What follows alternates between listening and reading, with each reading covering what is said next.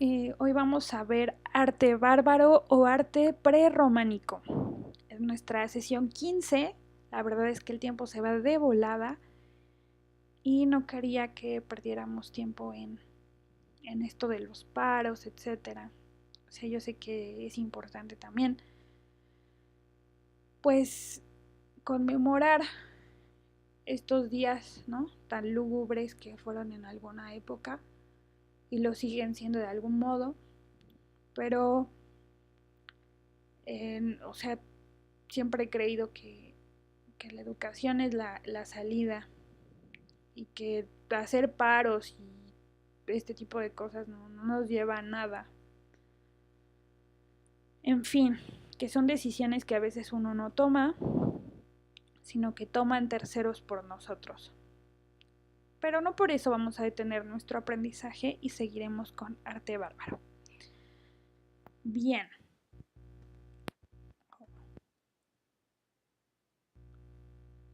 En la primera mitad de la Alta Edad Media de los siglos V y VII, Europa fue invadida por poblaciones bárbaras procedentes del este y del norte. En la primera invasión bárbara fue pacífica como colonos o soldados mercenarios. Cuando Teodosio dividió el imperio, recuerden que divide su imperio, les da las herencias a su hijo Honorio y Arcadio, y estos pueblos aprovecharon la oportunidad para una invasión y así cae Roma occidental. Entonces los pueblos bárbaros van a tener o sea, es la gran causa, ¿no? de la caída del Imperio Romano, además de su pésima administración en los últimos tiempos y el estar cambiando de emperadores, ¿no? Uno tras otro, uno tras otro. En fin, llegan hasta el grado, les digo, de poner un niño de 9 años que no sabe absolutamente nada de gobernar. Bárbaro es una palabra a la que usaban tanto los griegos como los romanos para referirse al extranjero. Bárbaro quiere decir extranjero.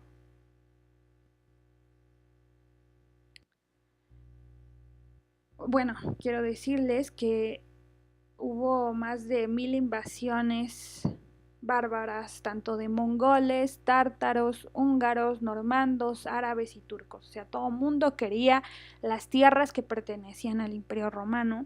¿Por qué? Porque se las habían arrebatado. Una de las características de estos pueblos es que eligen a sus reyes por la fuerza y las estrategias militares que tienen. O sea, el mejor guerrero es el elegido, por decir algo. Supongamos que en su grupo el compañero Oswin es el mejor guerrero y el que mejores estrategias militares tiene. Entonces ustedes lo eligen como su rey. Como pasa en el reino animal con los leones, igual pasa acá con los pueblos bárbaros, aunque sea una analogía un poco bárbara en el sentido que nosotros le damos, ¿no? Bien, ahora sí, sí. En el 489 Teodosio establece su capital en Ravenna. Teodosio era un rey ostrogodo y se convierte en el gran protector de la cultura latina y es más, la transmite a su pueblo. Respeta la propiedad privada de los romanos y el resto de las tierras que pertenecían al gobierno las reparte entre su ejército. Su despreocupación por el comercio y la industria es lo que hace que quiebre y los invadan los bizantinos y los lombardos. Entonces por eso caen el imperio ostrogodo. Vemos que las características del arte ostrogodo son la obsesión por el color, la orfebrería la reemplazan por la escultura, las figuras de animales predominan más que la figura humana y ocupan el ladrillo. Este se convirtió en un elemento vital en su arquitectura y crean el arco ciego y el contrafuerte. Aquí vemos una miniatura perteneciente a un libro de evangelios. Vemos la policromía en todo en toda la hoja, pues, y vemos aquí unos arcos de herradura, tanto aquí como acá abajo, un ángel que sobrevuela la ciudad y vemos elementos totalmente geométricos.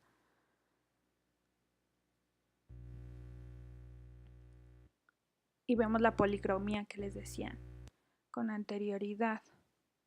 Este es un broche o una fístula que utilizaban para sus mantos con una forma quiliforme, o sea, en forma de águila, y en el centro tiene una cruz. Entonces ya vemos un pueblo bárbaro cristianizado y lo usaban, por supuesto, como símbolo de protección. Vemos elementos de animales, estos son unos pavos reales tomando agua de un cáliz y aquí tenemos nuevamente la cruz.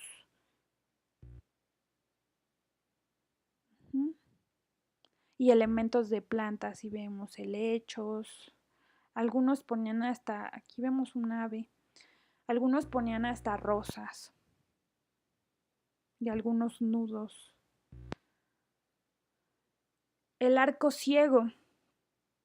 Este arco pertenece al mausoleo de Teodorico y su función es que no deja ver el interior de la estructura, sino únicamente es como un resguardo, ¿no?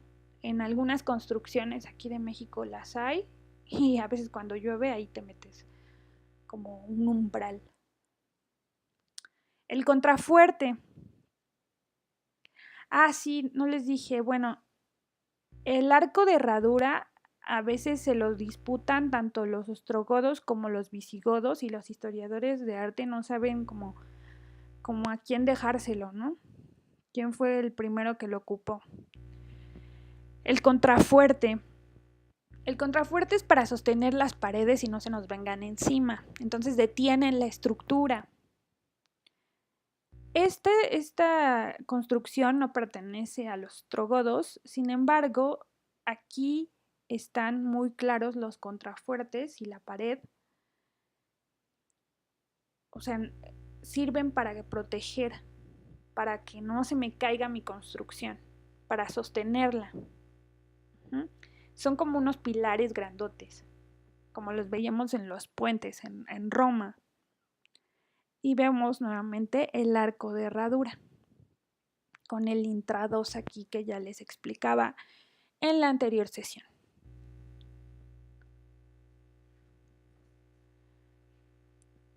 Bien, los lombardos expulsan a los ostrogodos y fundan su ciudad en Ravenna, o sea, donde estaban, ¿no? Y quien toma las riendas de este pueblo fue Teodolinda, una reina que se destacó por construir catedrales y palacios para su pueblo. Fue una reina muy querida y aquí, pues, no sé, nos trae un poco de humildad porque creemos que las mujeres pues no gobernaban y que esto es algo nuevo y en realidad tenemos a Cleopatra, a Teodolinda y a muchas otras más que vemos mujeres que pues les gusta la estrategia, la política y la guerra, etcétera, ¿no? Mujeres inteligentes que pudieron hacer las cosas, que fueron piezas importantes para su pueblo. Digo, hay que ser un poco más sencillos.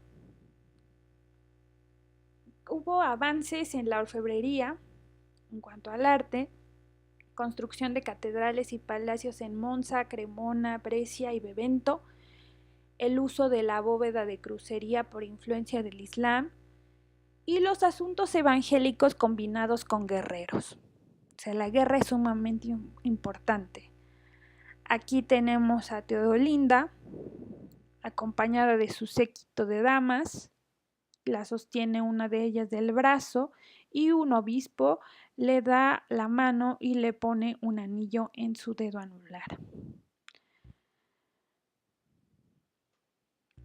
Esta es la Catedral de Monza y allí se encuentra una capilla dedicada a Teodolinda.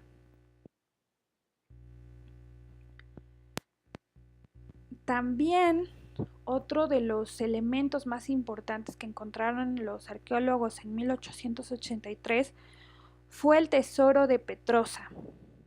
Vemos elementos de la orfebrería, tanto joyas como utensilios para el hogar y un oplón, ¿no? Y utensilios para el hogar y un poco de, ¿cómo se dice? De collares, de broches, etc. Esta era la corona que usaba Teodolinda. Este pueblo lombardo trabajaba en oro. Vemos piedras como la concha nácar y otras piedras preciosas que la verdad no sé de qué son. Hay uno rubíes, tiene creo que rubíes y este no me acuerdo, pero parece un topacio, ¿no? La encuadernación en oro, este es uno de los que quedan. Imagínense tener un cuaderno de oro, ¿no? Ahora nuestros pobres cuadernos de escribe así súper chafas, hechos de cartón. En fin. Que representa la crucifixión de Cristo. Tenemos aquí unos guerreros con unas lanzas. Por acá también hay otros guerreros. Entonces vemos una combinación de este arte con la guerra.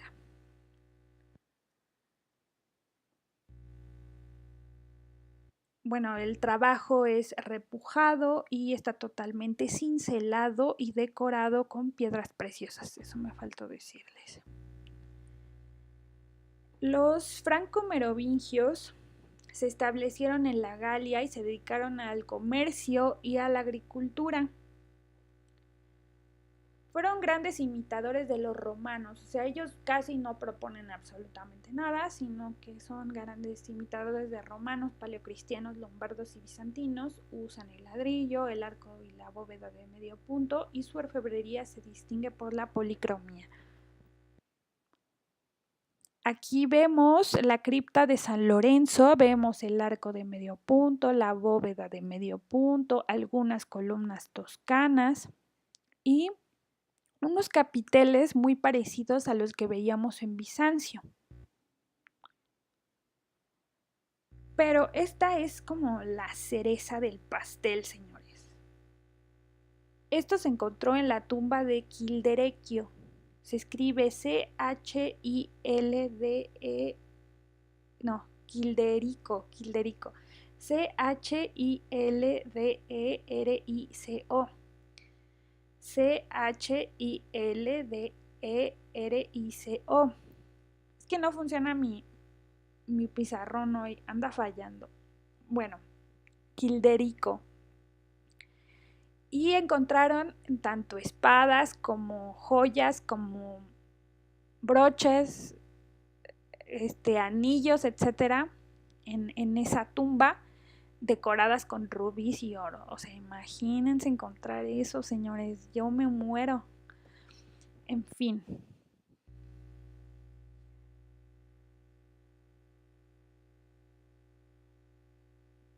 Los visigodos se asentaron en España y esto hizo una división entre los hispanos que ya estaban asentados allí. Acuérdense que Hispania quiere decir tierra de conejos, por si no sabían. Ahorita me acordé de ese dato. Viene en la pesa, van a leerlo. O sea, es como la Biblia, ¿no? De letras.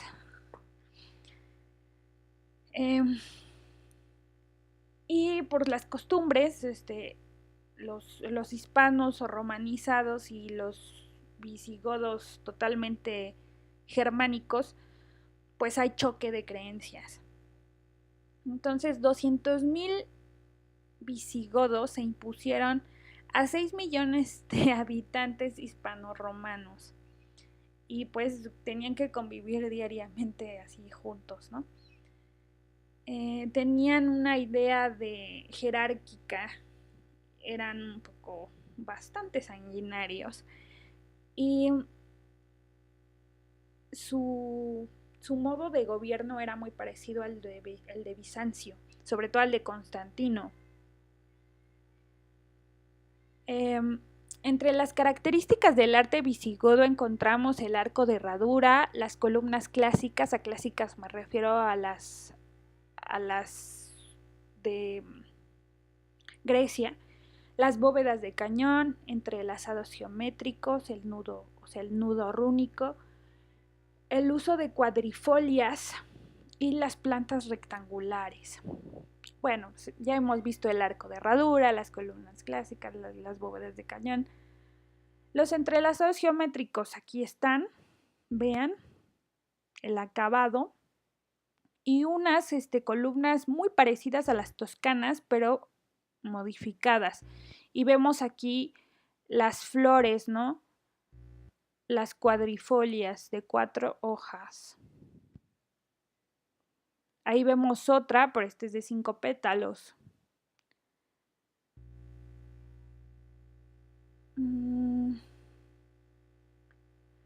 Bueno, con respecto a los celtas. Los celtas, ante la invasión anglosajona y romana, formaron señoríos independientes. Ante ellos se aislaron hacia Escocia, Gales e Irlanda y algunos en Gran Bretaña francesa. Fueron los primeros bárbaros convertidos al cristianismo. Los celtas fueron un pueblo aislado y no sintieron la gran influencia germana. Eran un pueblo sumamente pacífico. Los romanos sí, pues fueron muy autoritarios con ellos y su fe la heredan de Roma. Finalmente son invadidos por los anglosajones, por eso es que en esos países se habla inglés. Y Irlanda, por ejemplo, Irlanda, disculpen, Irlanda, por ejemplo, se encuentra, bueno, es cristianizada por San Patricio, pero pues la conversión no es fácil, ¿no? Sino que mezcla las creencias druidas que tienen con el cristianismo. Empieza a meter elementos cristianos a su cultura, lo que hace que vayan modificando poco a poco sus creencias.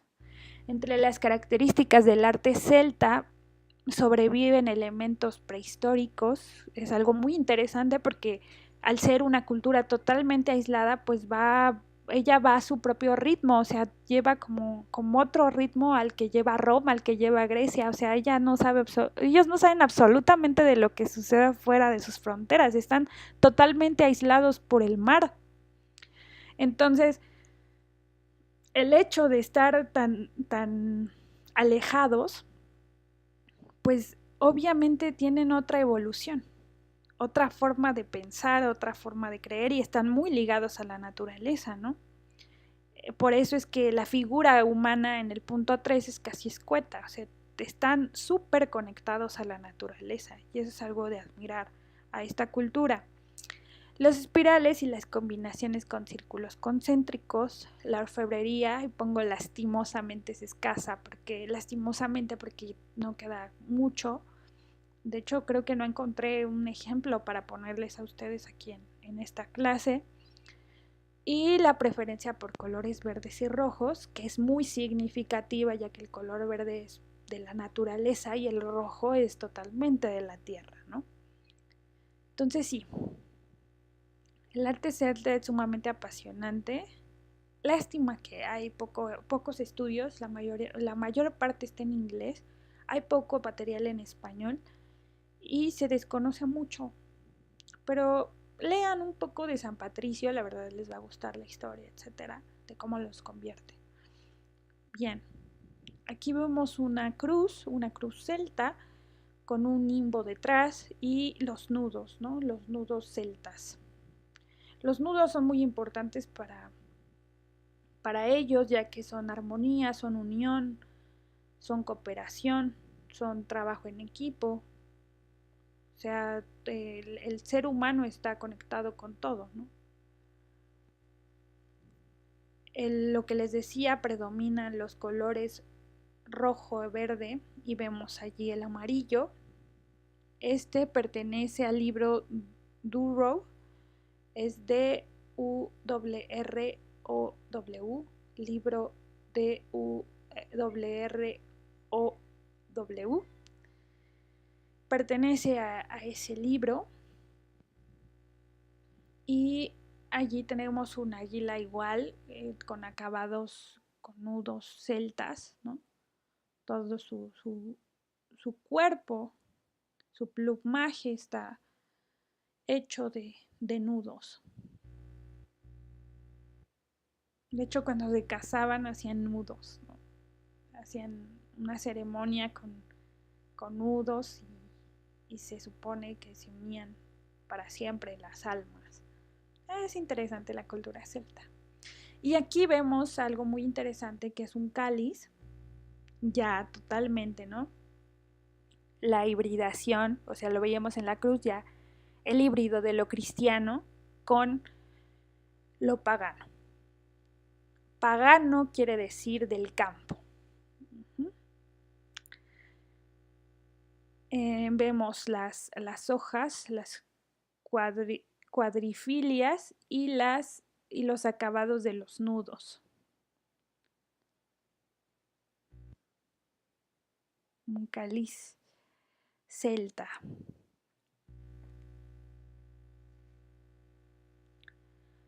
Bien, bueno, pues la figura más importante del Imperio Carolingio es Carlomagno y fue el rey de los francos. Su administración fue notable ya que se inspiró en Roma y eso fue lo que logró que pues tuviera a su pueblo muy contento. Sin embargo, las costumbres germanas permearon tanto las costumbres como la cultura. Lo que hay que decir de Carlomagno es que desmanteló totalmente Ravenna e hizo sus construcciones allí, por eso es que quedan tan poquitas cosas de otros pueblos. En fin. Algunas de las características del Imperio Carolingio son el uso de plantas rectangulares y octogonales, la decoración policroma, la construcción de abadías, las miniaturas en marfil y las encuadernaciones magistrales. Este pertenece al libro a los Evangelios de Lors, es L-O-R-S-C-H. L-O-R-S-C-H.